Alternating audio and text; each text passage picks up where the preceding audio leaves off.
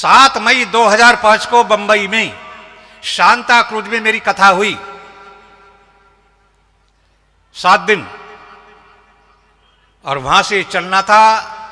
अगले दिन दिल्ली में भाषण था। मैंने रेलवे से इंक्वायरी की। मैंने कहा दिल्ली जाने वाली ट्रेन राइट टाइम है? वो जानकार आदमी था, उसने कहा गुरुजी वो तो यहीं से 6 घंटे लेट चलेगी, तकनीकी खराबी से कम चल रहा है। मैंने कहा यहीं से 6 घंटे लेट चलेगी तो दिल्ली का भाषण तो नहीं होगा फिर भाई। मैंने मंत्री जी से कहा, मैंने कहा मंत्री जी दिल्ली कैसे पहुंचूं, मुझे तो वहां भाषण देना। मंत्री जी कहा ये तुम्हारी दिल्ली थोड़ी है, ये हमारी बंबई है, तुम्हें जहाज से भेज देते हैं। मैंने कहा बड़ा अच्छा होगा, लेकिन टिकट मिले जभी तो, अब तो समय ही नहीं है। उसने कहा टिकट भी हम लाएंगे। वो जब टिकट बनवा लाई। अब मुझे कहा बैठो गाड़ी में, जहाज में बैठा दूं तुम्हें। वो ले करके गए, वो छोड़ करके चले आए। वहां सारी औपचारिकता हुई, जांच पड़ताल हुई और हम जहाज में बैठ गए जाकर के। 9 बजे जहाज में बैठा, 9:20 पर जहाज उड़ गया। वो मुझे पता चला, जहाज में झांक करके देखा तो कोई हिंदू था ही नहीं उसमें, सारे मुसलमान और अंग्रेज। मुझे पता चला फ्रांस जा रहा है, कहीं भी जाए, लेकिन मुझे तो दिल्ली आना था। और जहाज फुल बिल्कुल। अब आपको पता होगा कि जहाज में 4-5 लड़कियां रहती हैं, एयर होस्टेस। वो पूछती है खाना हो, पीना हो, दवाई लेनी हो, सीट बताएंगी, जहाज यहां उड़ रहा है, पेटी बांध लो, पेटी खोलो, सारा बताती रहती हूं। अब जो विदेश जहाज जाते तो उनमें भोजन भी मिलता है, नाश्ता तो लोकल भी मिलता है। अब वो भोजन लेकर के आ गई। अब उसने पूछना शुरू किया veg non veg, veg non, क्या खाओगे क्या खाओगे। एक ने कहा मुझे बीफ चाहिए, जानते हो ना, गाय का मांस चाहिए। अब ये ईसाई तो सुअर को भी पेल देते हैं अधिकांश। एक ने कहा पोर्क चाहिए, एक ने कहा मुर्गा चाहिए, ये चाहिए वो चाहिए। दसियों से पूछा, किसी ने कहा ही नहीं दाल रोटी चाहिए। और पूछती पूछती मेरे पास आई, गुरुजी आप क्या खाएंगे। मैंने कहा गुरुजी कुछ नहीं खाएंगे, गुरुजी का पेट भर चुका और मेरे खाने की कोई चीज आपके पास में नहीं है। 2 घंटे में दिल्ली पहुंच जाऊंगा, आधा घंटा हो गया, 1.5 घंटा और लगेगा, और अपना आश्रम में जाकर के मनमानी भोजन करूंगा। कि नहीं गुरुजी आपके 124 रुपये लगे हैं टिकट के साथ में खाने के, तुम नहीं खाओगे तो हमें संतुष्टि नहीं होगी। मगर तो तेरी संतुष्टि के लिए सूअर खाने लगूं मैं तो नहीं खाता।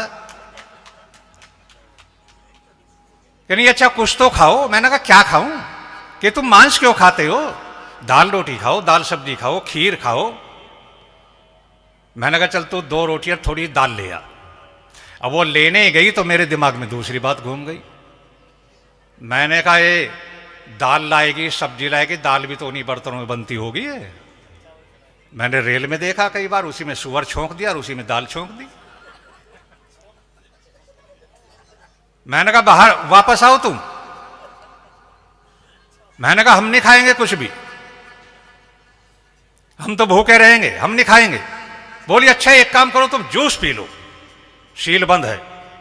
मैंने कहा जब वो लिया। अब वो जूस लेने गई, मेरे बराबर में जो मुल्ला बैठा था वो क्या कहता, ध्यान से सुन लेना। देखो आप, महाराज जी आप मांस नहीं खाते। मैंने कहा मांस तो जानवर खाते हैं, आदमी थोड़े खाते हैं इसे। कि जी जानवर कैसे खाते। कि मैं कहा परमपिता परमात्मा ने जितनी योनियां बनाई हैं सबके भोजन अलग बनाए हैं, भोजन को प्राप्त करने के, पचाने के, प्राप्त करने के सारे साधन दिए। मैंने कहा जो मांसाहारी जानवर हैं उनके तलवे गद्देदार होते हैं, उनके नाखून, उनके दांत नुकीले होते हैं। मांसाहारी जानवर को रात में दिखाई देता है, मांसाहारी को कभी पसीना नहीं आता। सुना नहीं आपने, मांसाहारी हमेशा जीभ से पानी पीता है, घूंट भर करके नहीं पीता।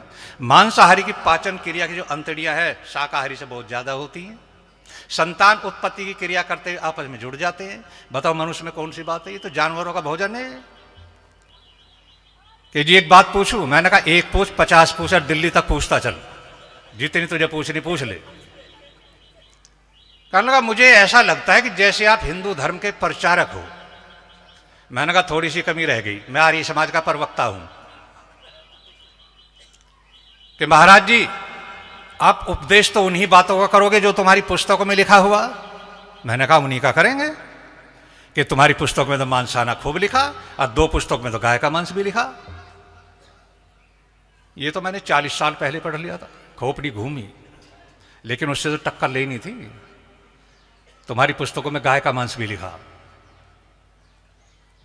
मैंने कहा बता कहां लिखा, फिर भी मैंने पूछा, उसने झट बता दिया। आप भी नोट करके ले जाना सारे इस बात को। ये आर्य समाज का मंच है। दयानंद की हत्या नहीं कर सकते हम। किसी को बुरा लगेगा भला लगेगा तो भगवान जाने। हम तो अपनी जान हथेली पर रख करके प्रचार कर रहे हैं, परमात्मा को साक्ष्य रक्षक मान करके। मैंने कहा बता कहां लिखा, उसने झट बता दिया। आपको देखना तो देखो, ब्रह्म वैवर्त पुराण श्री कृष्ण जन्म खंड अध्याय 106 श्लोक नंबर 61, 62, 63।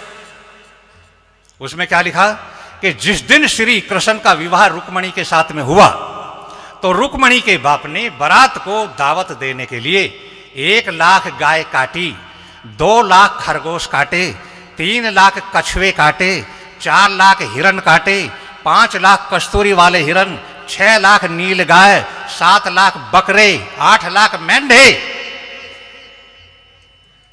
सारा हिंदुस्तान दावत में चला गया था क्या वो? और श्री कृष्ण की शादी में गाय की हत्या। जिस चित्र में श्री कृष्ण के साथ में गाय का चित्र नहीं होगा, मुझे तो चित्र भी अच्छा नहीं लगता। और श्री कृष्ण की मां ने यशोदा ने कहा था, बेटे नंगे पैर रहने का शौक है क्या? जंगलों में घूमता है सारे दिन गायों के पीछे, जूते पहना करो ना। भगवान श्री कृष्ण ने कहा था कि गाय जूते नहीं पहनती। जब गाय घूम सकती है मैं भी घूम सकता हूं। और उसके वहां गाय काटी जाए। लेकिन प्यारे भाइयों, सच्चाई तो यह है कि श्री कृष्ण का रुक्मणी का विवाह हुआ ही नहीं था। वो विवाह नहीं था।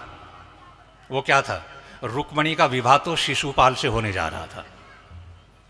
और रुक्मणी ने साफ तौर पर कहा था, भगवान श्री कृष्ण तेरे गुणों पर मोहित हूं, मैंने अपने दिल से तुझे पति मान लिया। और आर्यों की बेटियां अपना पति चुनने में स्वतंत्र होती हैं, क्योंकि जीवन तो उसके साथ में उसे गुजारना है, ना वह मां की चले और ना बाप की चले। और इसीलिए प्यारे भाइयों स्वयंवर होते थे।